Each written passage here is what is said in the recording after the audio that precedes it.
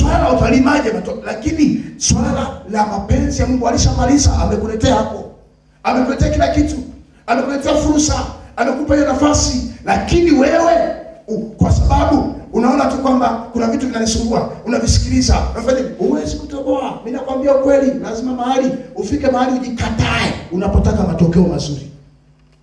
Bwana Yesu asifiwe. Bwana Yesu asifiwe. Kwa hiyo jamaa akasema sitakubali, leo lazima kieleweke.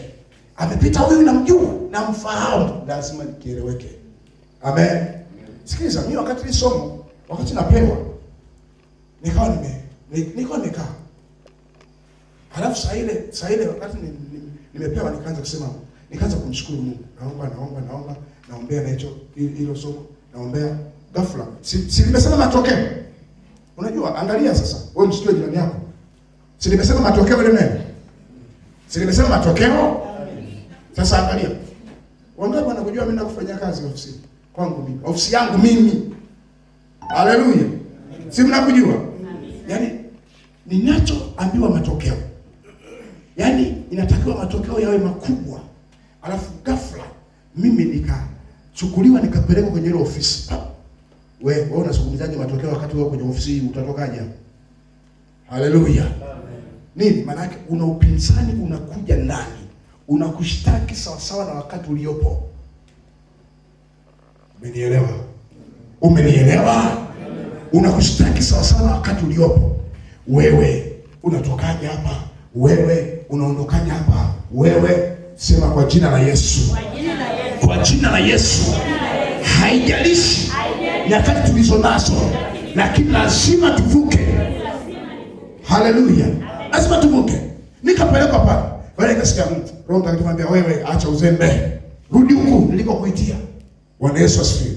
Nini tunachotaka kusema? Mtu aliye na neno la Mungu ndani lazima liwe na matokeo. Lazima lilete uhalisia. Bwana Yesu asifiwe. Amesema ya kwamba alifanyika maskini sisi tukawa matajiri. Utajiri uko wapi sasa? Maana yake nini? Hatujaishi katika neno. Bwana Yesu asifiwe. Watu wengi tunaishi katika hali ya maigizo. Amina. Amina. Mimi nilifika mahali, nilizungumza hadi mahali fulani, nikifika mahali nikasema nitaomba Mungu sana nijitahidi. Nitaomba Mungu sana nijitahidi popote nitakapokuwa, wale tiwe na hela. Haleluya. Unanielewa ninachozungumza? Ni aibu. Kivipi? Unakuta na mtu anajua, yani unajua tukiwaga hapa saa nyingine mimi nikwambia kweli, waimbaji tusikilizeni waimbaji.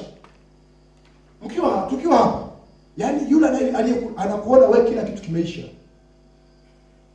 Bwana Yesu asifiwe. Anajua una hela. Lazima uelewe. Kama uelewe, huwezi kuimba kitu ambacho kijui. Bwana Yesu asifiwe. Lazima uelewe. Lazima uelewe. Kwa maana yake nikikutana naye mahali amebanwa, yani akiniona tu nimetokea, anamshukuru Mungu sala zote. Baba nakushukuru kwa kuwa umeniletea mtumishi wa Bwana. Najua hapa kesi imeisha. Kesi imeisha. Kumbe maskini wa Mungu umeenda pale na cha kutumaini si. Sikiliza. Bwana Yesu asifiwe. Bwana Yesu asifiwe. Haleluya. Nisikilize. Haleluya. Hivi vitakusaidia. Anaona kabisa anaenda kumaliza kesi. Unafika pale anakwambia mtumishi wa Mungu, unajua hapa niko hospitali, kwa hiyo nimekosa hela ya matibabu na nini, kwa hiyo naomba tafadhali. Mama yangu alipofika kwenye hela, moyo umeisha. Haleluya. Haleluya. Kumbe pale saa hiyo alipotaja hela, ilitakiwa wewe uanze kuuliza bili shingapi? Shingapi? Wanaonielewa? Amina. Amina. Shingapi?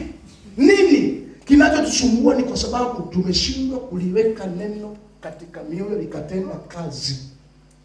Amen. Mimi natamani, kiu yangu natamani sana. Bwana Yesu asifiwe. Natamani sana sisi tuwe ushuhuda. Sisi tuwe ushuhuda. Hivi nafikiri kwa nini wakati mwingine Wakristo wanakuwa wananyanyaswa ovyo ovyo? Cha kwanza lazima ujue kusudi lako Mungu aliyokupa. Bwana Yesu asifiwe. Wewe uko hapo kwa ajili ya nini? Wewe ni mtu linatokea lina uwezo kiuchumi, lina uwezo na kiroho chake, lina uwezo. Yaani likifika hapo linasema kwenye mtaa linasema tunaona kuna kanisa fulani katupigia kelele, tunataka tukaondoe, kwa hiyo tutampeleka sehemu, tutawahamisha sehemu nyingine.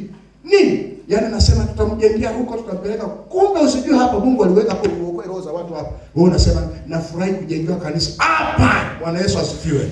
Bwana Yesu asifiwe. Haleluya, haleluya. Kwa Bartimayo akasema mimi nataka kupona. Macho inawezekana na kizuizi cha kwangu. Okay, mfano mwingine. Yule jamaa namkumbuka aliyekaa kwenye mlango mzuri. Yohana na Petro wanaenda kuomba kila siku. Saa 9. Bwana Yesu asifiwe. Jamaa amekaa pale. Wamefika siku ya kwanza, wamefika siku ya pili, wamefika siku ya tatu, wamefika siku ya 4. Siku hiyo ilipofika, jamaa akajua muda ule wa kupokea hela. Bwana Yesu asifiwe. Jamaa akasema hivi, I say, leo hii hatuna kitu chochote, ila tulicho nacho ndicho tutakachopokea. Haleluya. Haleluya.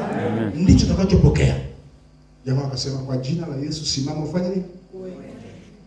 Jamaa kujiuliza mara mbili. Kwa jina la Yesu simama? Hakujiuliza kibakuli na mwachana cha kuombea. Amina. Hakujiuliza kijiwe na mwachana nani. Kwa jina la Yesu simama uende. Jamaa alipochomoka, cha kwanza ni kwenda kanisani, mapambio, kuimba, kufanya hivi na nini. Watu wakaanza kuulizana, jamani si yule yule? Hivi au wengine wanatoka mpaka nje wanaangalia hivi, si ndio yule yule? Si ndio yule yule? Ni yule yule, hebu tumwangalie vizuri. Tucheze naye jirani tufanye kama, lakini